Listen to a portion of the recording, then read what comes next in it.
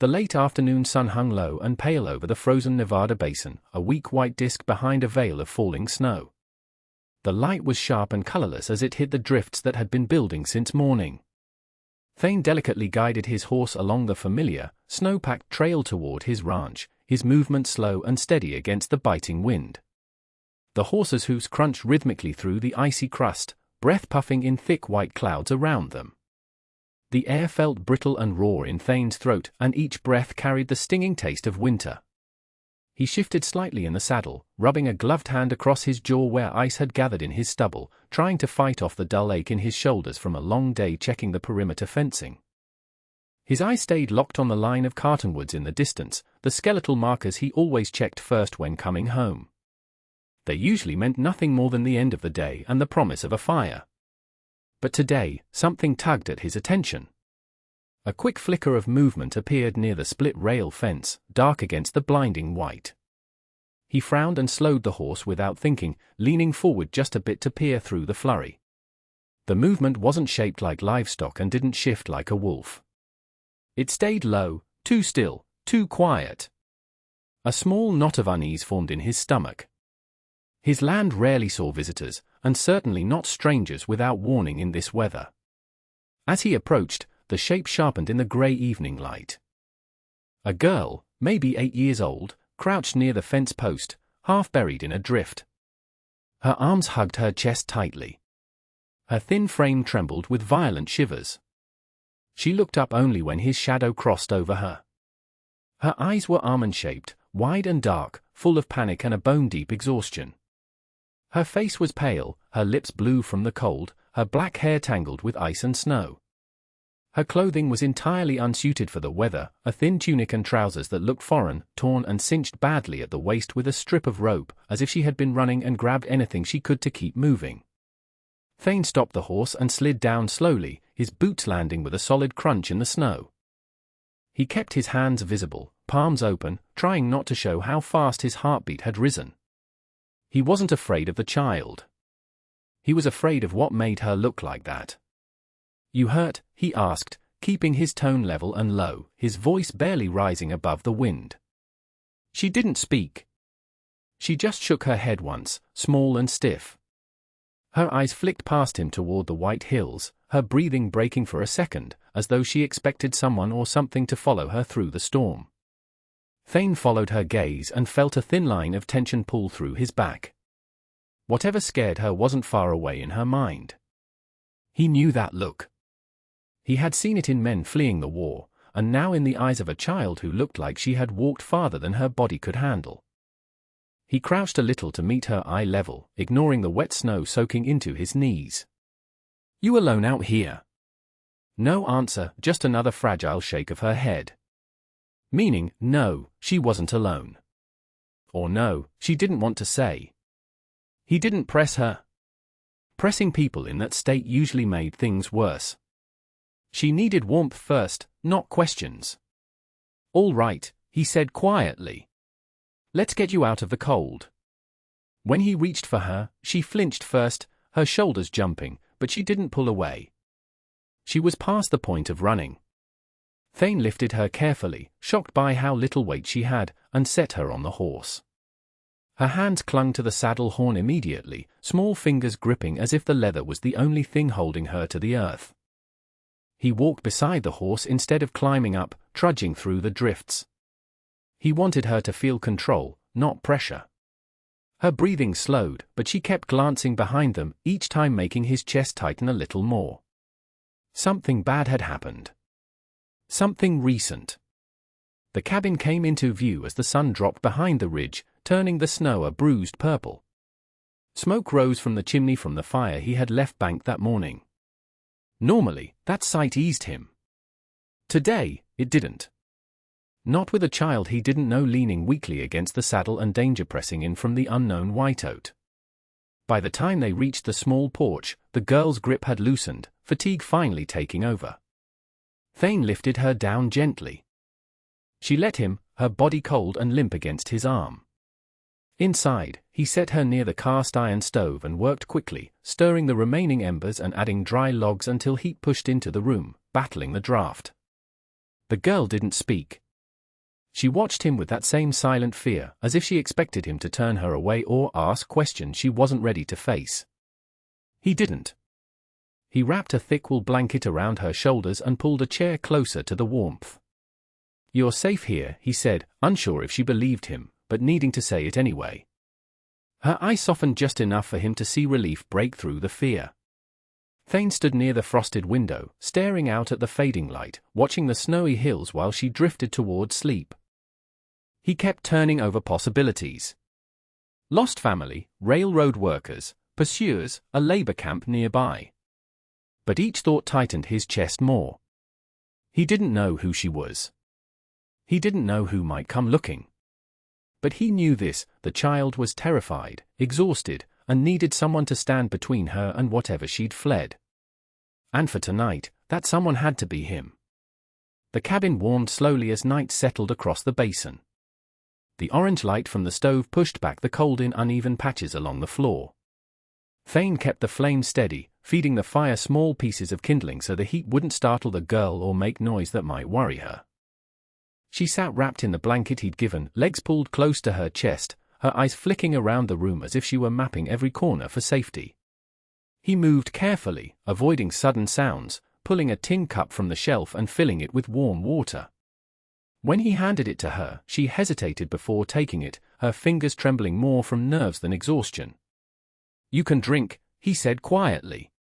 She brought the cup to her lips, sipping slowly, her throat working hard with each swallow. Thane watched for signs of illness or injury, but all he saw was a child who had pushed herself far beyond what she should have. "What's your name?" he asked gently. She paused, gripping the cup tightly. Her voice, when it came, was thin and quiet, heavily accented. "My." He nodded once, letting her see he wasn't going to push her for more. "I'm Thane." Mai dipped her head, acknowledging him, then lowered her gaze back to the cup. He prepared food next, simple broth and a small bowl of rice he had in the pantry, softened in warm water. The cabin filled with a light, savory smell that eased the dryness in the air. Mai watched every motion, cautious but curious, her expression shifting between fear and relief. When he set the bowl in front of her, she froze again, waiting, judging, trying to decide if it was safe. Only when he stepped back a little did she allow herself a small bite. Her jaw moved slowly at first, then faster once she realized she could keep it down. Thane leaned against the table, arms crossed loosely, keeping enough distance that she didn't feel trapped. He let her eat without questions. If she wanted to speak, she would. After a few minutes, she stopped and looked toward the door, her brow tightening. "You expecting someone?" Thane asked in a low voice. She shook her head quickly, fear returning, her breath catching slightly. Thane followed her gaze to the door and felt the familiar weight of responsibility settle across his shoulders. He didn't know who or what she feared, but he recognized the way she kept checking the shadows. Like someone who had run from something still close behind her. Without saying anything, he walked to the door and slid the heavy iron bolt into place with a soft click. Mai jumped at the sound, then relaxed slowly when she understood what he'd done. Her shoulders loosened and her breaths evened out. She finished the last of the rice and set the bowl down carefully, almost apologetically, as if she worried he might be upset by the use of his food. "You did fine," he reassured her. Mai reached into the small pouch tied poorly at her waist. She pulled out a woven bracelet made of red thread, thin, worn, and knotted with a complex design that had clearly been touched 1,000 times. She held it out to him with both hands, her expression serious. Thane didn't take it at first. "You don't have to give me anything." She pushed it forward again, her chin lifting slightly, insisting. He accepted it, feeling the texture. Soft threads, intricate knots, something made with care. Something important enough to carry when she ran. "Thank you," he said quietly. Mai nodded once, satisfied, then wrapped the blanket tighter around herself. Thane laid an extra quilt near the stove and gestured toward it. "You can sleep here. It's warmest." She moved without argument, settling onto the blanket, her eyes still tracking him even as she lay down. Thane sat at the table afterward, cleaning his rifle out of habit more than need, keeping the movement steady and soft so they wouldn't unsettle her. She watched him until her eyes finally drifted shut. Once her breathing settled into the slow rhythm of sleep, Thane looked toward the door again, his jaw clenched. He had taken in a stranger, a child carrying fear that didn't come from nowhere. Something or someone had driven her here through the snow. And whatever it was, he had a feeling it wasn't finished. The sun came up harsh and brilliant the next morning, reflecting off the white basin and slipping through the small cabin window in a single sharp line. Thane woke early, the kind of early that came from unease rather than routine.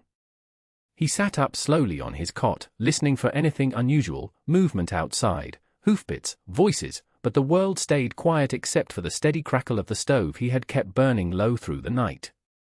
Mai was still asleep near the warmth, curled tightly under the quilt, her breathing soft and even. Seeing her rest so deeply eased him a little, but not enough to settle the tension in his chest. He pulled on his boots, shrugged into his heavy sheepskin coat, and stepped outside with his rifle in hand. The cold air hit him immediately, sharp and still. The ground held a fresh layer of powder that crunched under his steps as he moved toward the fence line. He scanned the horizon first, habit, instinct, and caution all working together, then dropped his gaze to the snow. Footprints. More than he expected. They weren't from Mai alone, and not old enough to ignore. Thane crouched, touching the edge of a boot track that cut deep into the frozen crust.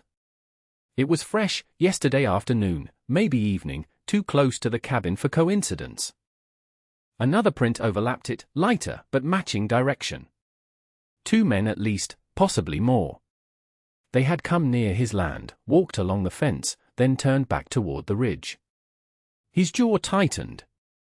He didn't like strangers approaching his property without making themselves known, especially when a frightened child appeared on the same day. He straightened, eyes narrowing at the distant hills. Whoever made those tracks had been moving quickly, searching. A flash of anger stirred low in his chest. Not loud, not wild, but controlled. The kind he hadn't felt since before he came to this valley. Someone had scared Mai badly enough to send her running through a blizzard. Someone had followed too close.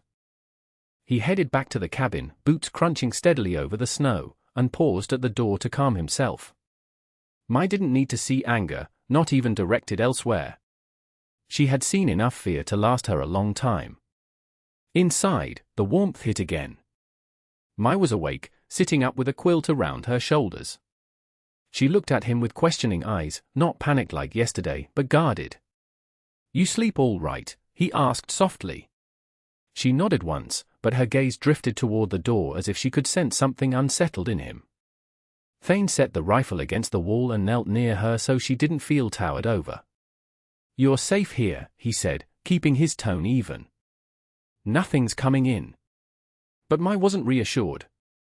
She tightened the blanket and looked toward the window, her breath picking up. She had seen him notice the tracks. Even without words, she could tell something was wrong. Thane debated telling her everything he'd found, but she was too young, too raw from whatever she'd fled. So he said, "Only some men pass by. They're gone now." Her shoulders jumped slightly, fear hitting hard enough to shake her control. She clenched her hands, breathing faster. Thane didn't reach out. He knew better than to crowd someone when panic rose, but he softened his voice. "They didn't see you," he added. "And they didn't come inside. You're safe." Mai swallowed hard, then nodded, though her eyes stayed wet. He stood and pulled out a small piece of bread and warm broth, setting them on the table. "Eat what you can. We'll take things slow today." She moved toward the food, still watching him in case he left again. To give her something grounding, something small and steady, he pointed to the red thread bracelet she had given him last night. "This yours?" he asked gently. She nodded again. "I'll keep it safe," he said. "You don't have to worry about that." Something in her expression softened. Not trust, but a small shift toward comfort. After breakfast, Thane took her outside for a moment, holding her hand loosely so she could pull away if she wanted.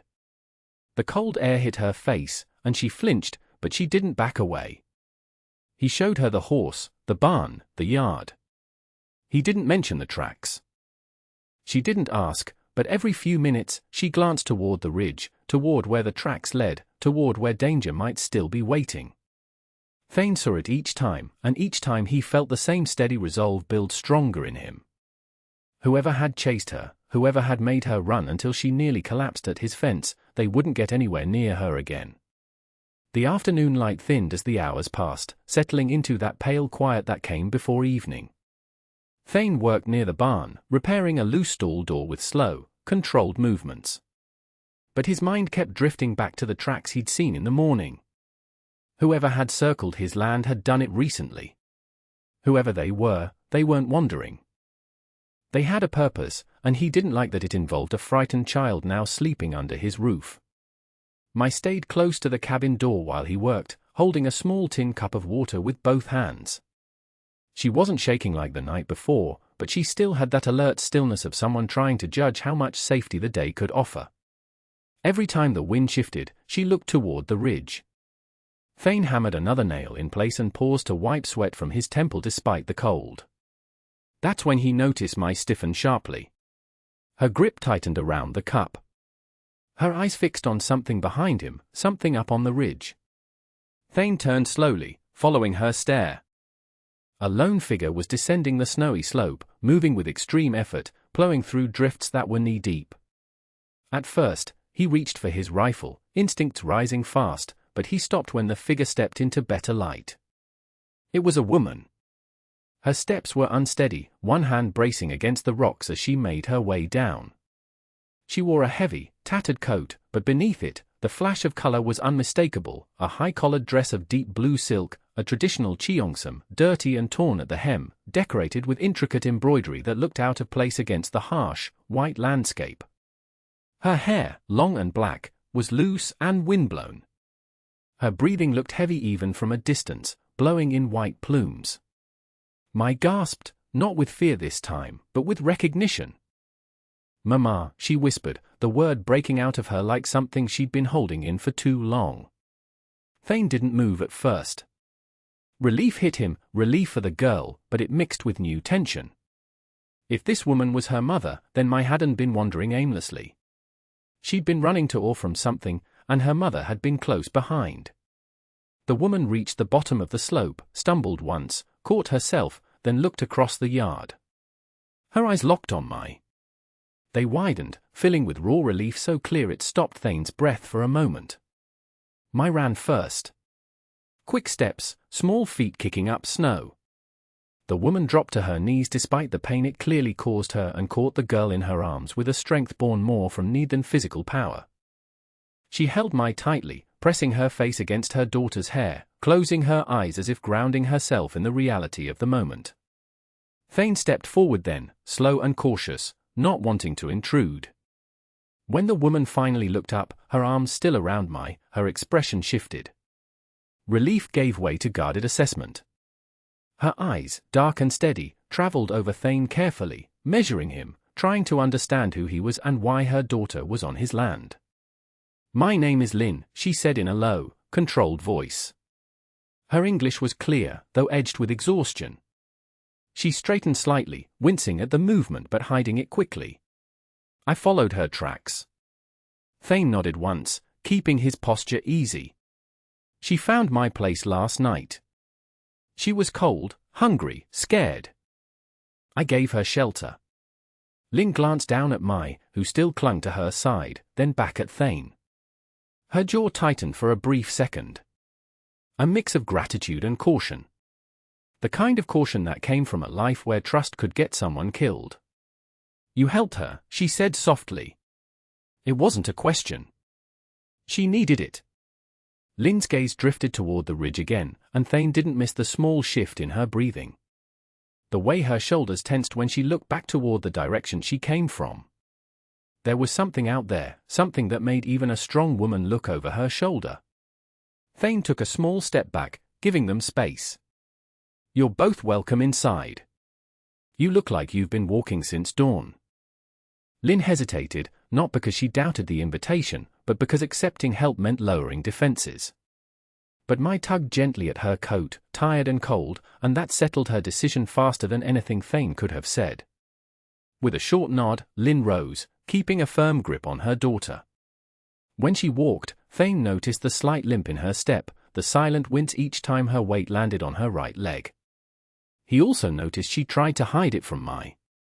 Inside the cabin, the air grew warmer from the stove, and Mai sank onto the blanket she'd slept under the night before. Lynn stayed standing for a moment, scanning the room, making sure nothing threatened her daughter. Only when she felt certain did she finally sit near the stove, her breath shaking faintly from exhaustion she no longer had the strength to conceal. Thane watched quietly from the doorway. Mai wasn't lost anymore. But the danger that had driven both mother and child here. That part wasn't finished. Not yet. The cabin settled into a different kind of stillness once Lynn stepped inside. A quiet that came not from emptiness, but from three people trying to understand whether they were truly safe. Thane kept his distance at first, leaning his rifle by the door and giving Lynn space to sit without feeling watched. The stove warmed the room steadily, casting a soft glow along the wooden walls. Mai stayed close to her mother, her small hands gripping the side of Lynn's cheongsam as if afraid she might disappear if she let go. Lynn brushed her fingers gently through Mai's hair, each movement slow and deliberate, but Thane could see the strain in her breathing. "You both need food," Thane said, moving to the stove.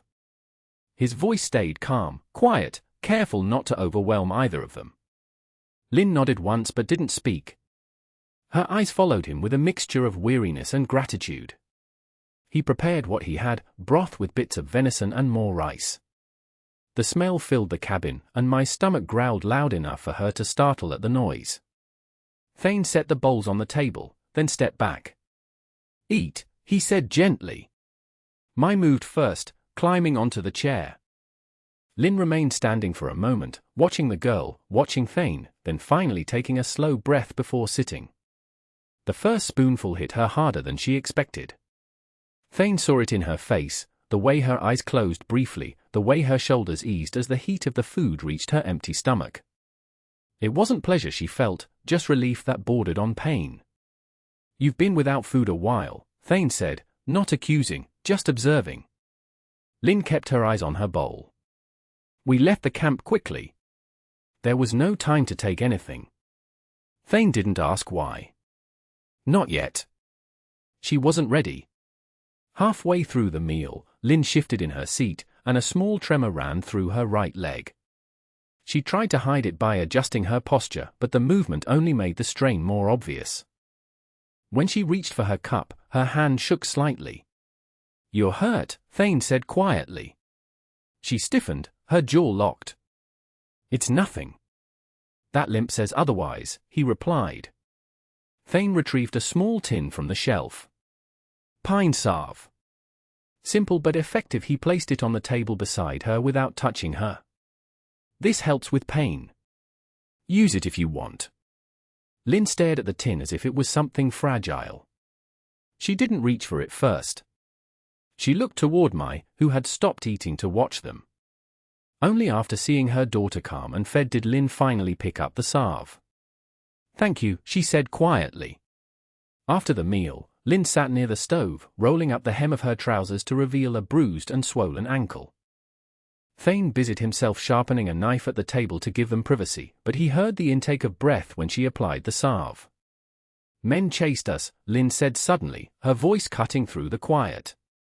Thane didn't look up, keeping the scrape of metal steady. "The tracks I saw." "Yes," she said. "Railroad foreman. They claimed debts that were not owed. When I refused, they became violent. Mai saw. We ran." Thane stopped sharpening the knife. He looked at her then, seeing the steel behind her exhaustion. "They won't find you here. They are persistent," Lynn warned. "So am I," Thane said. The next morning, the wind carried a colder bite than usual. Thane stepped outside before the sun fully cleared the ridge, scanning the land. Inside, he could hear faint movement, Lynn stirring awake, Mai asking for water. But the peace didn't settle long. Thane's stomach pulled tight when he looked toward the far end of the property. The snow kicked up there wasn't natural. It moved in a steady, deliberate way. Hoofbeats. More than one horse coming in fast. Thane's grip tightened around the rifle, his jaw clenching as he took a step forward. 3 riders broke into view, coats flapping, guns at their sides. Men who looked like they didn't ride for conversation.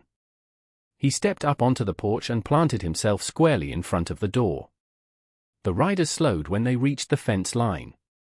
The lead man shifted in his saddle, eyes sweeping the yard. "Morning," he called, voice carrying easily across the snow. "We're looking for a couple strays. A Chinese woman and a girl. Pass this way." Thane didn't move. His expression stayed flat. "Haven't seen anyone cross here." The man squinted. "Tracks say otherwise." Thane shrugged. Snow drifts do strange things to tracks. A second rider leaned forward, spitting into the snow. "Funny thing. The tracks led right to your fence." Thane felt heat rise under his skin, but he kept it buried. "Not my business who passes. My land's quiet. I keep it that way." The lead rider shifted, frustrated. He scanned the windows of the cabin, trying to see inside. Thane stepped forward half a pace, just enough to block the view. "You mind?" the rider asked sharply. "I do," Thane answered, tone flat but leaving no room for misunderstanding. A long pause stretched between them, heavy and brittle. Finally, the lead man clicked his tongue. "If they come this way, you send word. They're property of the company." Thane didn't respond. The man's jaw twitched, but he pulled the reins and turned his horse. The others followed. Only when they disappeared behind the rise did Thane exhale. He stepped backward into the doorway and closed the cabin door quietly. Inside, Lynn stood near the stove, my clutch tight against her side. "They found us," she said, voice low.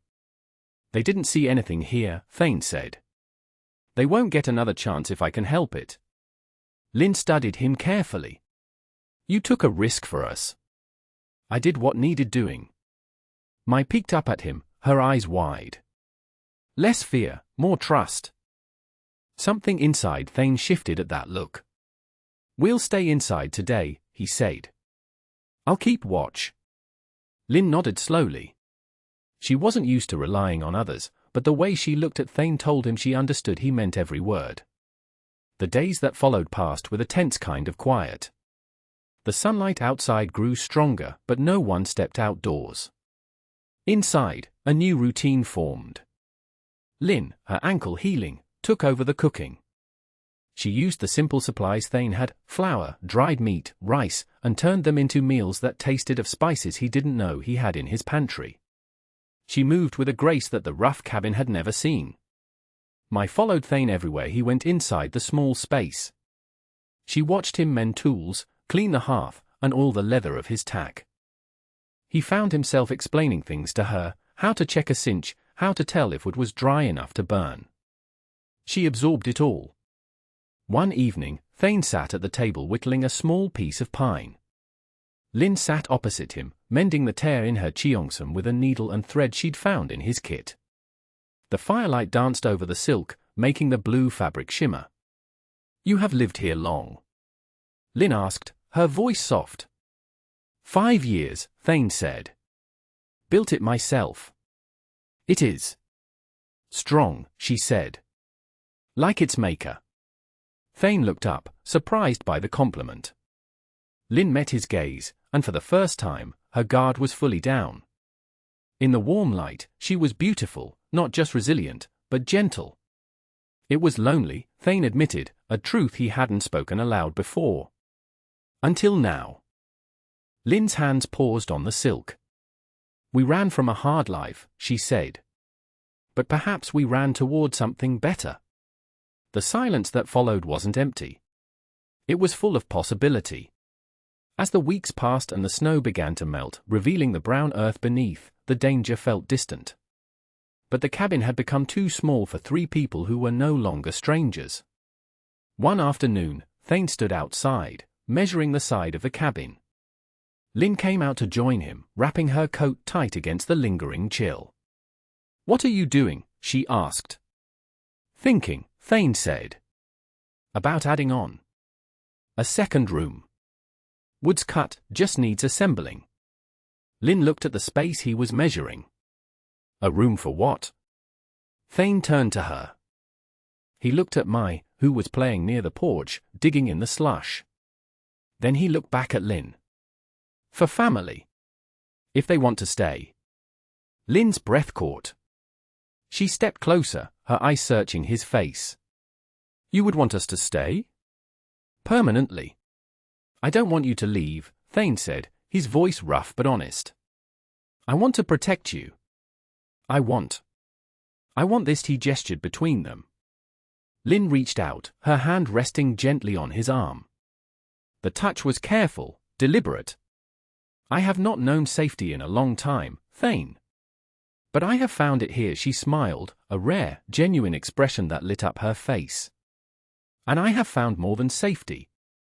Thane covered her hand with his own. It was rough and calloused against her smooth skin, but she didn't pull away. She leaned into him, resting her forehead against his shoulder. "Then we build," Thane said softly. "Yes," Lynn whispered. "We build." Mai ran toward them then, holding up a shiny rock she'd found in the mud. She squeezed between them, taking both their hands. Thane looked down at the girl, then at the woman who had brought life back into his frozen world. The riders might come back. The winter would come again next year. But as Thane looked at the foundation of the new room he would build, he knew they would face it all together. He had taken in a stray, but he had found a future. And in the quiet of the Nevada basin, the lone rancher finally knew what it meant to be home.